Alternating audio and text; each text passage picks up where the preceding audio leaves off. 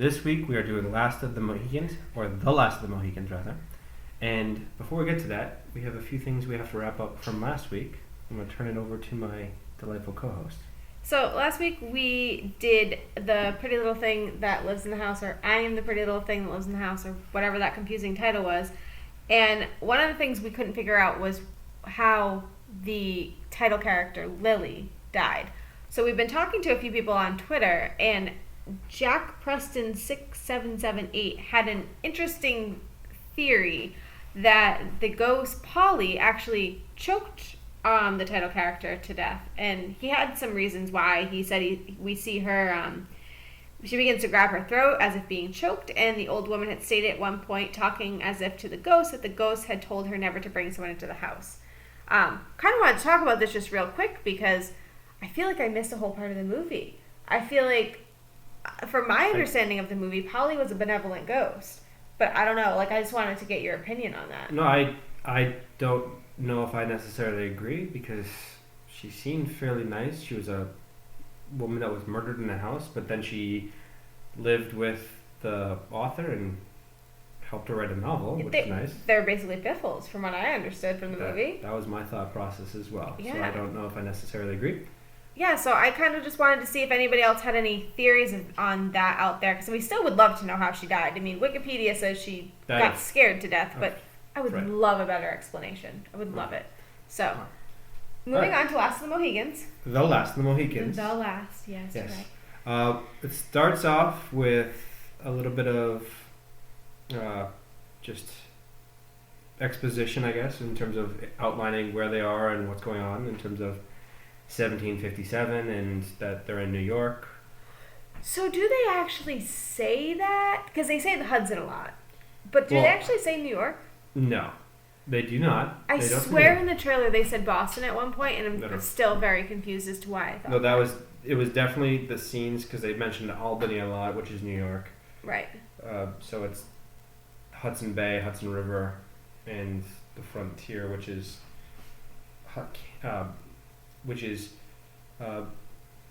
New York all the way to Canada, essentially where the Great Lakes are. Okay. Because they mentioned the Hurons, which were a Native American tribe, and Lake Huron is one of the Great Lakes. Oh, that's where that came from? Who knew? I would imagine that's where it comes from. I don't know definitively, but... Interesting. Did you know that it wasn't filmed in New York? Where was it filmed? So surprising. Where was it filmed? North Carolina. Oh. They said the Blue Ridge Mountains and a lot of the waterfalls were surrounding there. Well, it was very beautiful scenery in terms of where they shot in location. I mean, it was gorgeous. Just decidedly not New York. So. It's North Carolina, I guess. All right. I love Daniel Day-Lewis, but me too. All right, calm it down a little bit. I mean, I don't think any girl in the world would say they didn't love Daniel Day-Lewis in this movie. I didn't know he was that attractive. Like, why didn't anyone tell me? Couple things. First off, I feel like he's a great actor, but he was kind of pigeonholed into this as the adopted white son of a Native American gentleman. What do you mean pigeonholed? Like, why they couldn't have found just a Native American character or he actor? Was his white son. He said that many times. He kept saying, "My white son." Right, so but they couldn't have. Well, why did they have to make it his white son? Is my question. Why couldn't they just have an actual Native American? To make it the yin and yang with the villain. You had to have the whole thing, and the villain was decidedly a Native American adopted by a French guy, I think, although I could be a little bit off on that. Something of that nature. So he was the yang to this guy's yin, or which one's white? Yin is the white part, and whatever. I don't know. Anyway, regardless, back to your point on Daniel Day-Lewis being attractive. Did he have to spend the first half of the movie with either no shirt on or a low cut shirt? 100%. No, you have to bask in that. No. And the hair. That seems a little bit excessive to me. Oh, that's jealousy is a terrible thing, isn't it? It's not jealousy. It just seemed a little bit just blatant and... If you looked like that, you would never wear a shirt, I promise you that. No, probably not. Okay. That's fair. Okay. Interesting that we got to see where lacrosse comes from in terms of not being dominated by preppy white boys. We're going to make fun of me now? No. Because I didn't know what it was? Well, it was lacrosse. But how was I supposed to know that lacrosse came from Native Americans? Does it say that somewhere? Is there like a handbook for this? I thought that was common knowledge, but that's not... It's common knowledge for people that don't play sports? I've never played lacrosse. I know where it comes from. I'm sorry. I said don't play sports. There's a very distinct difference. You played football. Which has nothing to do with lacrosse. It's a sport, ain't it? I don't know how that's relevant. So you knew so more is golf, about... so is tennis, but they have nothing to do with lacrosse. But okay, fine. Let's So go is a different. skiing. Let's go a different route. You like history. You know things that are historical. That is true. I do enjoy history. Good. I knew I was going to win somewhere. No, that's not winning. You're just moving the conversation to a different argument. I don't know. I know. I'm moving to one that suits me. That's not fair. Okay, but it was interesting to see. But they played with that kind of stick. That felt weird to me. Well, they didn't have a modern lacrosse stick. They had to make do with what they had. I know, but they were like knobby. Like that feels like, how are you going to get the ball to go where you want it to go? I don't know. They were better at lacrosse than we are now. We need handicapping. Okay, fair. But that was a very interesting part. I will give you that. The British were dicks. But that's not surprising given historical context, because the British were always dicks. I will say... Nothing against British people, but historically, they were not particularly nice. And John Oliver admits this on his show all of the time. I love John Oliver. I mean, he can say it because he's British. Well, I can't offer some just criticism. You said historically. You didn't say currently. Historically, they were not very nice to indigenous peoples, or the American colonists, or just people in general. For the most part, they went around the world, sailed around the world, stuck a flag in, and I claim India for Britain.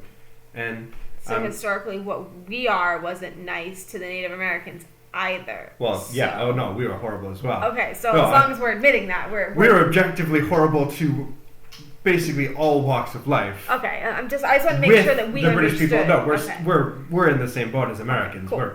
We're horrible people to indigenous people and just right. Because what nationality were you? Are you mostly?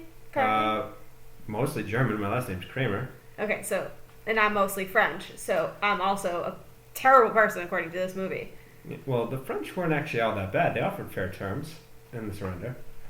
No, that's not fair terms. It's like asking just give up. Just give up. Well, we're getting ahead of ourselves. So back to the movie. The movie's Last of the Mohicans. It's Daniel Day-Lewis as a white guy that was raised by a Native American, and they are around during the French and Indian War, which is about 20 or so years before the Revolutionary War, and it's the English fighting the French and the Indians, hence the name. But so he wanted to stay out of it, and it was more really just a movie following him on his journey to find her. True love. Well, I guess, yes, if you want to go the cliche route, yeah. yes. It was, though. He didn't have a side except her side. Exactly. It was, yes. Oh, it was so heartwarming. Yep. But I mean, did you find this movie a little bit difficult in the respect of if you didn't understand the history, that you wouldn't understand what was exactly going on? Well, I didn't really get the first part of the movie until it was later clarified at the end of the movie in terms of the Native Americans staging the ambush on the British soldiers. But when Magua explained it? That okay. Horrible.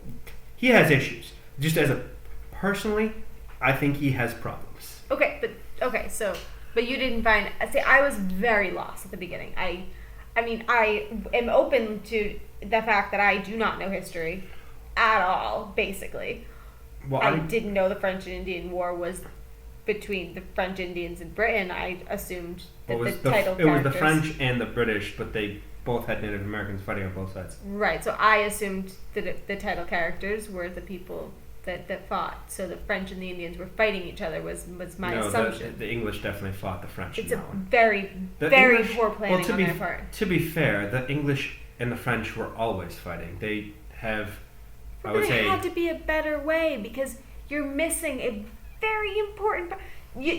Britain won. Britain won? Yes. So they missed out on naming rights. Why?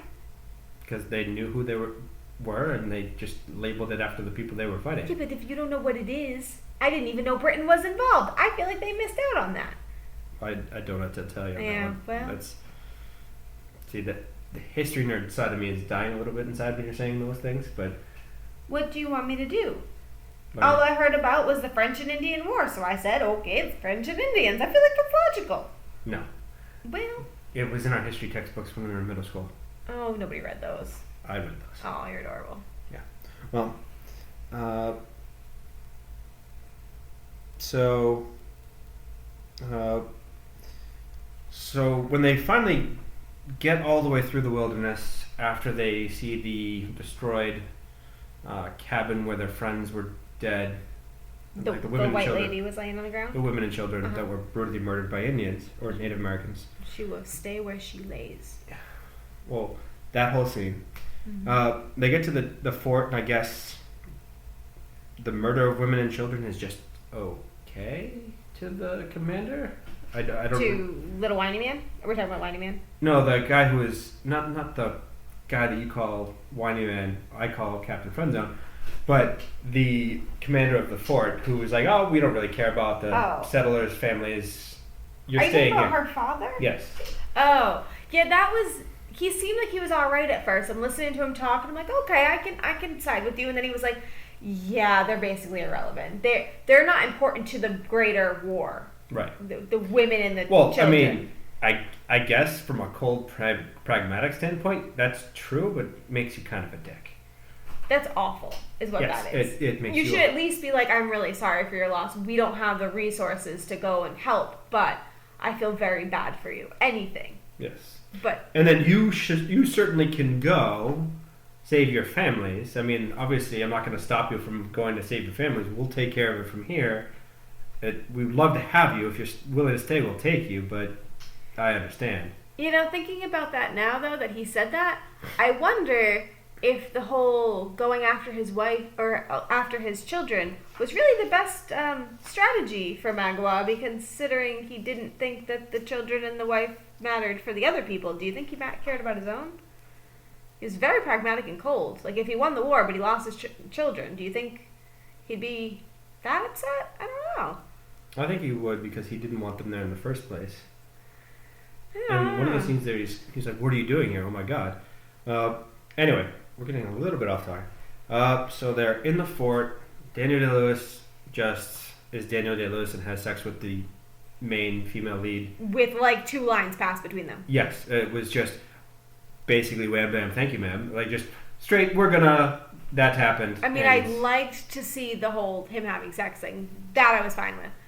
But I feel like the talking thing could have happened a little bit more, so I felt like this wasn't like... I mean, they talked a little bit on the track, but it was kind of like just... Okay, and that's happening. It escalated very quickly. Yes. Nowadays, that would be considered a slut right there. Yes. Well, so the dispatcher's going, and that was some damn fine shooting by Daniel Day-Lewis with the rifles shooting quite a bit of a distance with... Yeah, it was a Pennsylvania Flintwood. Apparently, it's very possible for that to happen. Very hard, but very possible. Well, I mean, I was actually surprised they didn't take a Kentucky long rifle, because that was the preferred back then, was the longer... That is a Kentucky long rifle. Pennsylvania Flintwood is the same thing. Okay, well then it's fine. I don't know why I know that, but that must have been part of the thread. You did the research that somewhere. Must have been part of it. But so it is a Kentucky long rifle, and that explains it, because that was the preferred choice for... He apparently did some kind of training and stuff before the movie too, to make it look more accurate. Well, he's a method actor. I'm surprised he didn't live in the woods for like 6 months. He did for 2 months. Yeah. For 2 months, he lived as an Indian. Told you. He's Daniel Day-Lewis is fully committed, and arguably, for certain things, should be committed. But that's neither here nor there. For certain things, he should be committed. For what? Like, he's been known to be crazy into the method acting thing. I was gonna make a reference that was really inappropriate, but was going to. I was gonna say like Heath Ledger, but then I realized that was. Well, basically. I mean.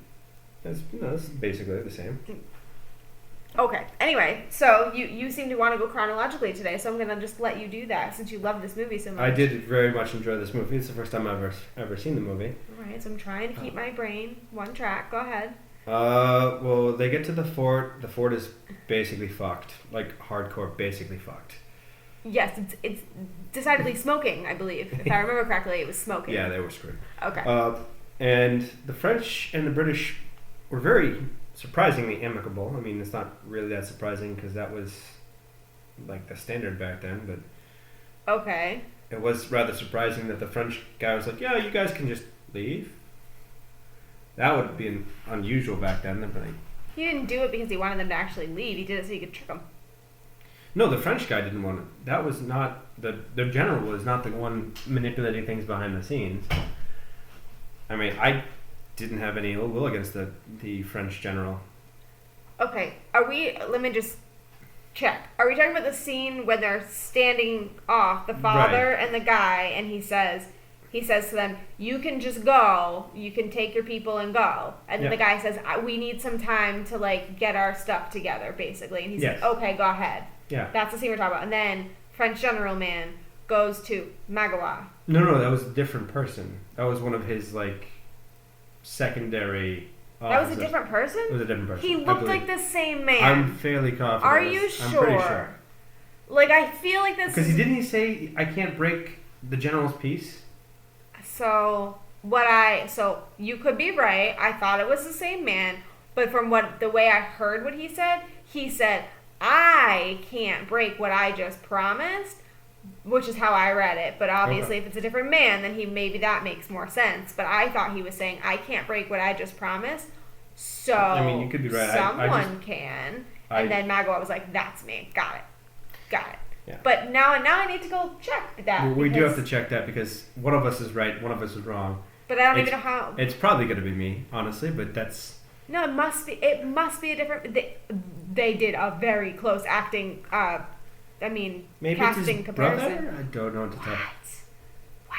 Man. All right. Well, those terrible French accents really get you. You just can't figure out which one's talking. They weren't particularly convincing French accents. That's fair. At all. The only reason I knew that they were French accents is because there was a lot of...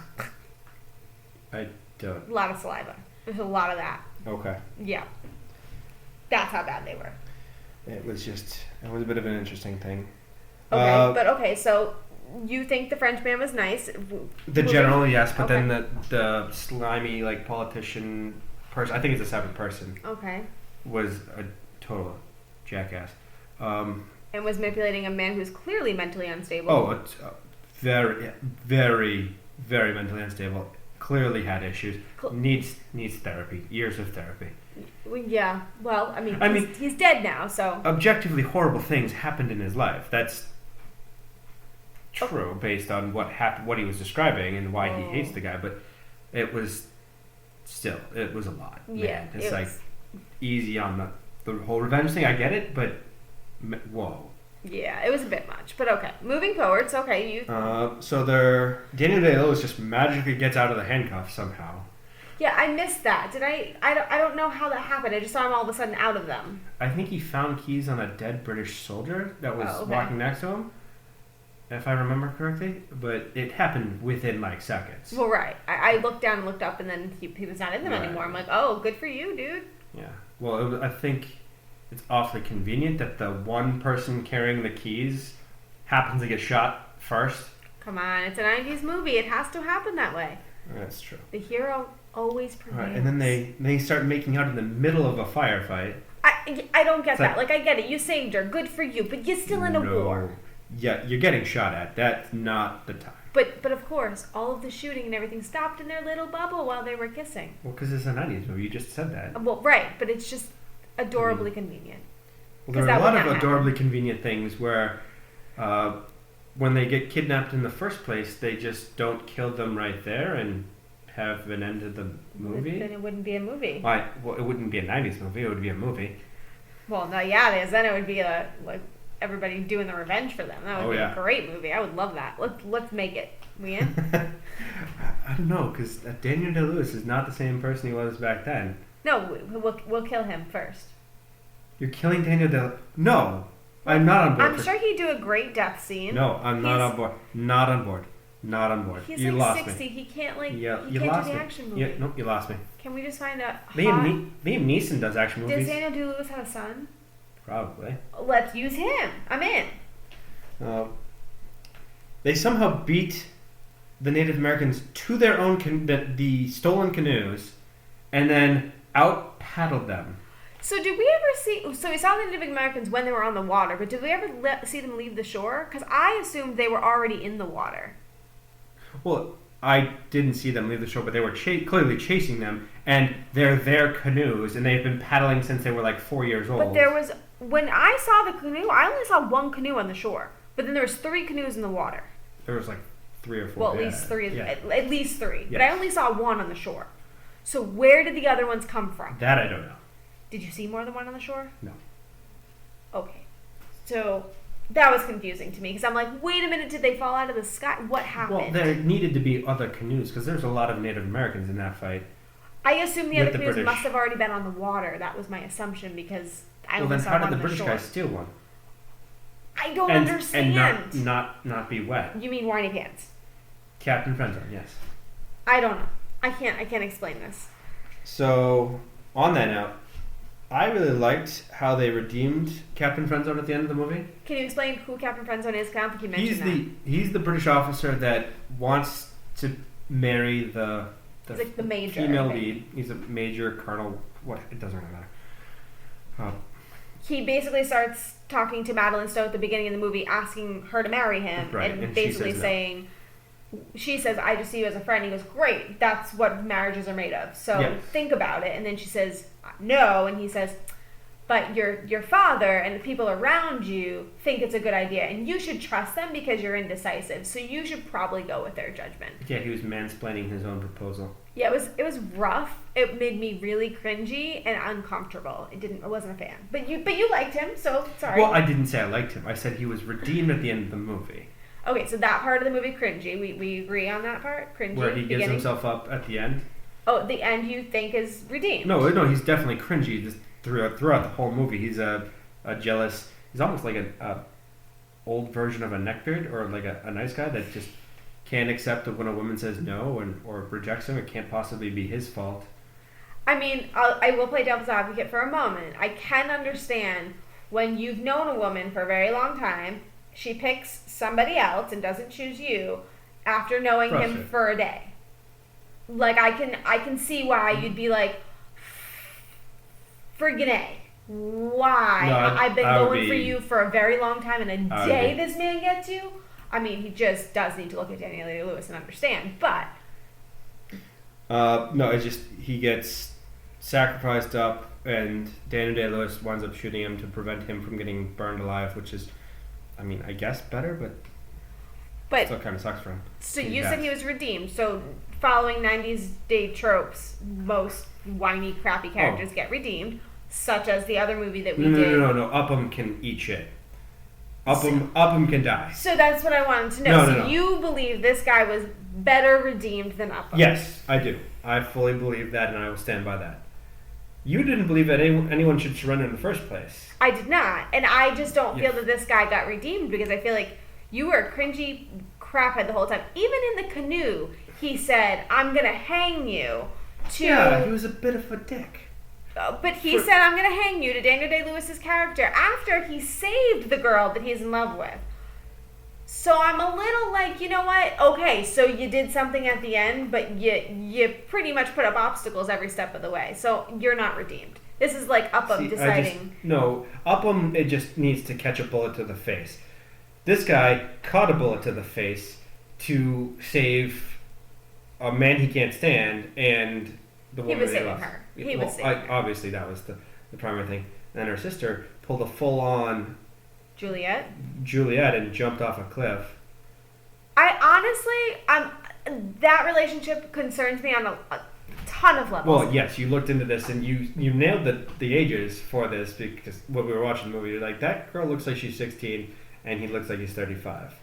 Daniel Day-Lewis's brother falls in love with the sister to Her name's like Jodie something in So, the actress, but I don't know the sister's actual name. I don't remember. I don't remember. But the blonde sister, they called her yellow girl or white girl or because Madeline Stowe was dark sister, remember? Dark hair. So she was like light one or something. I don't know, something like that. But that whole thing was concerning. But I'm glad that she actually jumped off a cliff because it almost felt like she was like taking it into her own hands. There was the few moments in this movie where a woman seemed to like do something for herself and not wait to be saved by the man. Well, I mean, the lead did shoot a couple people. Yeah, but like the wrong people. She just like, it was like, oh, there's a person in front of me, I'm gonna shoot him, instead of like, you know, doing something vengeful. You have one shot, better make it count, and you didn't make it count. No, it just felt very, I don't know, not heroic. Right. Let's see. I really was pissed that the brother died because he was awesome. The one that like the 16-year-old. Well, that was a little bit creepy, admittedly, but his brother was, for the most of the movie, fine. Did he have lines? Did she have lines? Did either one of them have lines? I think he had like 4 lines. Okay, so but he seemed like a good guy with the strong silent type because I don't know. It's just he seemed all right. Minus right. The whole liking a 16-year-old girl at 35 years old. But you're neither here nor there. So yeah, he didn't die, or he did die. He shouldn't have died because it's a 90s movie, and I mean no one dies in 90 movies except for the villain. That's like a trope that's supposed to happen. Well, that's not how this movie turned out. I know. No. The dad was a badass though. Just like that was the best part of the movie. Rocking top. She was like, yeah, I'm going to kill everybody. I'm really glad that they played that out at like the father-son connection rather than making it all about just the Madeline Stowe and Daniel Day-Lewis character, because I felt like that was like a better, like more, like something I could get behind. Better revenge. Yeah, because they were still so new, I really couldn't get behind it, but that was something I could get behind, like a father and a son, I could get behind. Oh yeah, that. he totally is a badass. Just, yep, I'm here to chew gum and kick ass, and I'm all out of gum. Exactly. And he rocked Magua in the face. He was like, impressive. Just in the face. And the music in the movie, by the way, was pretty awesome, especially at the end. Yes, there was some great movie. Yes. But you really loved this movie. I did. I really enjoyed this movie, and I've never seen it. I can understand why it's a classic. And it's a remake, and it's a thing of a book too, which apparently the book was terrible. Apparently, who knew? But this has 98% review, on Rotten Tomatoes. Well, right, because it was spectacular, as you like to say. Well, it was just very well shot and directed in terms of. I mean, it was a little bit choppy in places in terms of the romance part of it, but that's because there was no romance. I know, it was just kind of like, yeah, and we're in love because we're in love, and no explanation. But other than that, I mean, I thoroughly enjoyed the movie. So overall, out of 10, what would you give it? What did I give Lady in the House? I think you give it like a 3 or 4. So no, I gave it like a 5 or 6. Okay, all right. You were being generous. Yes, I was. I would say 7.5, 8. All right, easy. All right. I was gonna say around an 8. Maybe 8.5. Whiny Man and the creepy relationship kind of knocked off some points for me, but I'll go 8.25. Okay, those 0.25 points are real important. Right. So okay, well, all right. So I think that's just about everything. I don't have any other notes. Let me just take a little gander on my thing here. Got a lot of things about the 90s and saying when did the whole 90s. You know how people actually die now. You know, that happened in the 2000s because who started it is what I wrote down. I said Shonda Rhimes or who? George R. Martin. I mean, okay. Was that before Shonda Rhimes started it? I have no idea, but he kills everybody, so we'll just leave it at that. Like, he just kills everybody. That's true. And then I had the whole thing about Madeline Stowe and her wanting to be with Daniel Day-Lewis's character because she wants to get back at her dad, and that whole trope thing. Yeah, she was totally a screw you, dad. I'm dating the bad boy with a motorcycle that smokes and isn't a gang. Right. So every 90s trope you can think of in this movie. Well, Totally there was a lot of them, yes. So anyway, so what are we doing next week?